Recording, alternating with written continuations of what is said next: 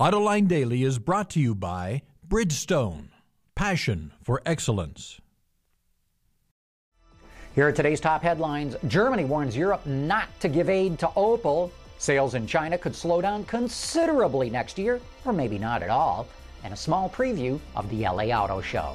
Up next, we'll be back with the news behind the headlines.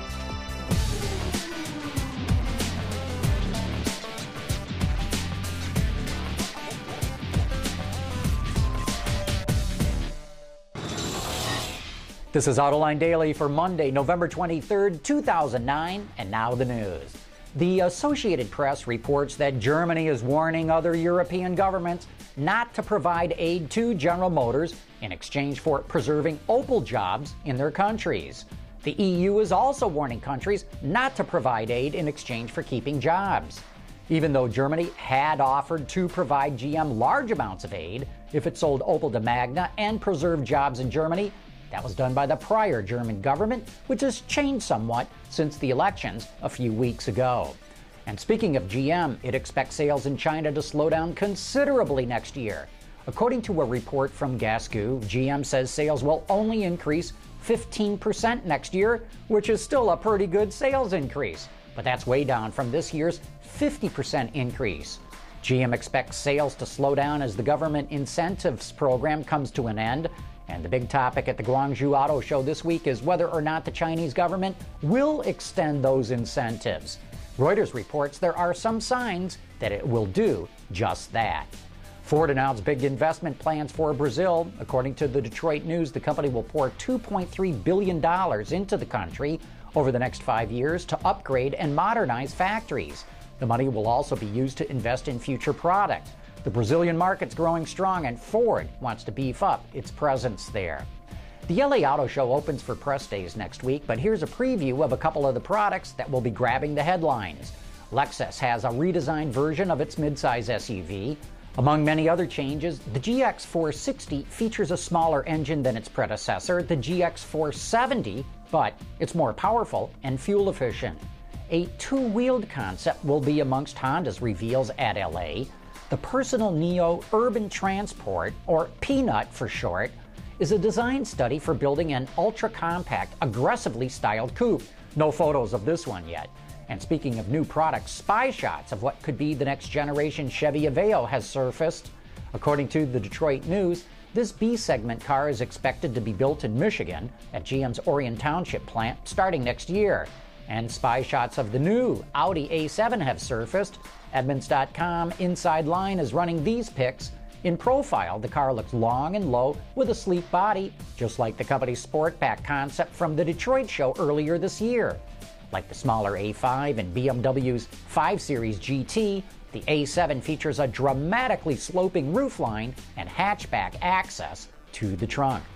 Chrysler is going to offer big incentives to try and kickstart sales. According to the Detroit Free Press, the company will offer interest-free loans of up to 60 months on any 2010 or cash rebates worth up to $4,000 for Jeep vehicles, $3,000 for Chrysler, and $2,500 for Dodge. And buyers can also choose free feature upgrades like a DVD player and all-wheel drive instead of taking the interest-free loans and rebates depending on the model. And the fact that Chrysler's announcing this before November sales are over tells me they are having a terrible sales month this November.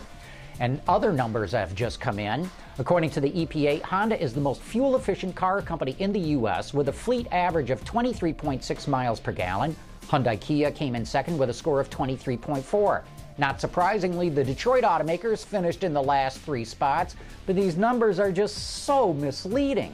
Honda and Hyundai do not make full-size pickup trucks or full-size vans or full-size SUVs.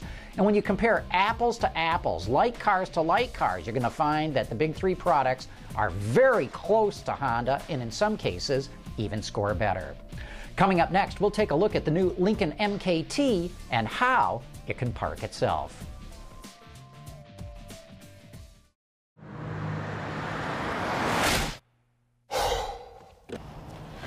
Changing tires out here could be dangerous, but with these tires, I don't need to worry.